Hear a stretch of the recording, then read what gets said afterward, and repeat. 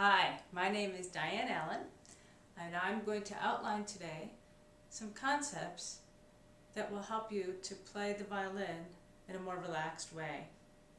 I'm also going to give you some practical advice, but let's start with some concepts. Knees. If your knees are locked, it's going to trigger all the way up a locked pattern. So the first thing you want to do is make sure you have relaxed and bouncy knees. I had a student once who was interested in learning vibrato. She was very tense, and what we did was I had her sit high up on a table, so high that her feet were dangling and they couldn't even touch the ground. And that simple act alone of releasing and having her knees relaxed made it possible for her to learn how to do vibrato. She was able then to transfer that feeling into standing up and keeping her knees relaxed. So go find a high table or a high stool that you can just kind of dangle your feet. That's one example of something you can do to relax your knees. The next concept I want to talk about is if you think of your skeletal system. Instead of thinking, oh, I need to lift my arm here with my muscles, just think about your bones. What does your skeletal bones look like when you're like this? Just lift your bones up and let all of the muscles and the liquids, everything that's in there that's soft and gooey, just let it hang. And think of the structure of your bones holding up the violin, holding up your bow arm, especially your bow arm. Just think of where are your bones in the air here? And let everything else just hang. The next thing I want to talk about is your chin rest and shoulder rest setup. I can't go into specific details because everybody is different, but I do want to go over a couple of concepts in helping you get set up. Number one, the chin rest is not a chin rest, it's a jaw rest. And you are going to put this part of your jaw into the chin rest. So usually people have their chin end up being over the tailpiece and your jaw is in the chin rest. That's going to help a lot, because if you try to put your chin in the chin rest, you're going to crane your neck, and this is more relaxed and comfortable. Have somebody help you size your shoulder rest, and it's really nice to be able to go into a violin shop and try different chin rests and different shoulder rests to find the best setup for you. I really will leave that whole topic to somebody else to describe if they want to choose to do this on video, but I am going to show you one thing regarding your chin rest and your shoulder rest. This has to do more with how much head weight do you need to actually hold the violin. So what I like to do is put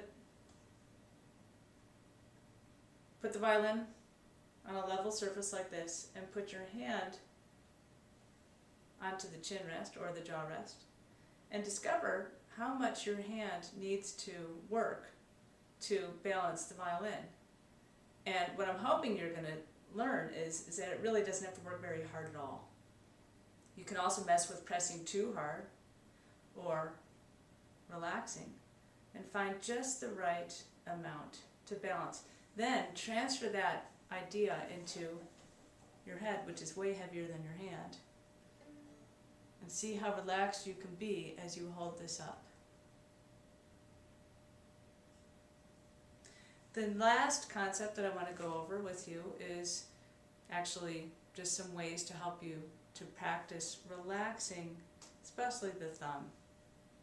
I think that every violin player and every violin teacher teaches the thumb differently and where it goes on the back of the violin neck. I happen to be somebody that teaches to put the thumb more underneath the violin. I know some people put it here, here, here, any variety of places. I'll just explain a little bit of why I do it down here. Number one, if you have your thumb on the opposite side of your hand, that's where your grab reflex is going to be tempted. And if you have your thumb underneath, it's awfully hard to trigger that grab reflex in this position. I have a whole other slew of reasons of why I put the thumb under here, but let's just talk about tension for today. Now, if you would like to practice relaxing your thumb and relax how hard you're pressing down on your fingers, we're going to use this again. Let's talk about, we'll get back to the thumb in a minute. Let's talk about the fingertips. All you need to do is press the string down to the fingerboard. Once the string is touching the fingerboard, you don't have to keep squeezing in. Once it's touching, that's as far as you need to go. So learn where that limit is. Touch the string very lightly like a harmonic. Gradually press it down until it's on the fingerboard and then stop. So that's something you can do very carefully. Just take each finger and examine what it takes just to go from a harmonic to touching the fingerboard and then back.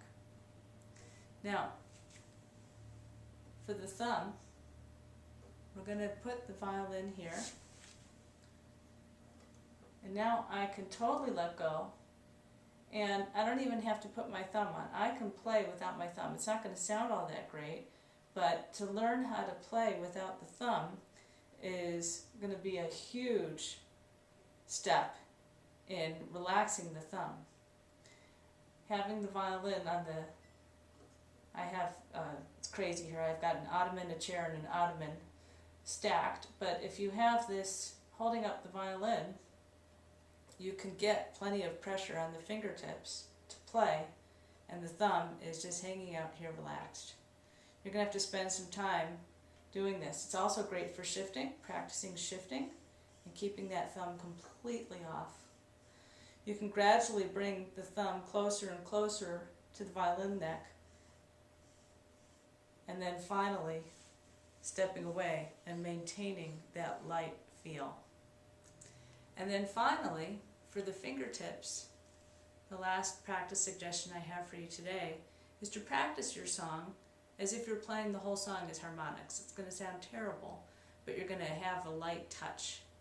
And then examine, like I said before, how much do you really need to press that string down? It's probably not very much at all, just enough to touch the fingerboard.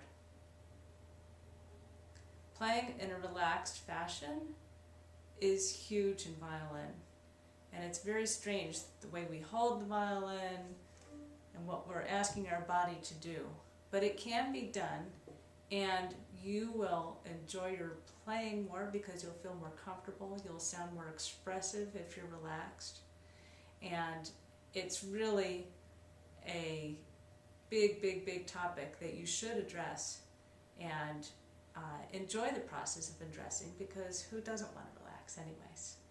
And you'll create much more beautiful music.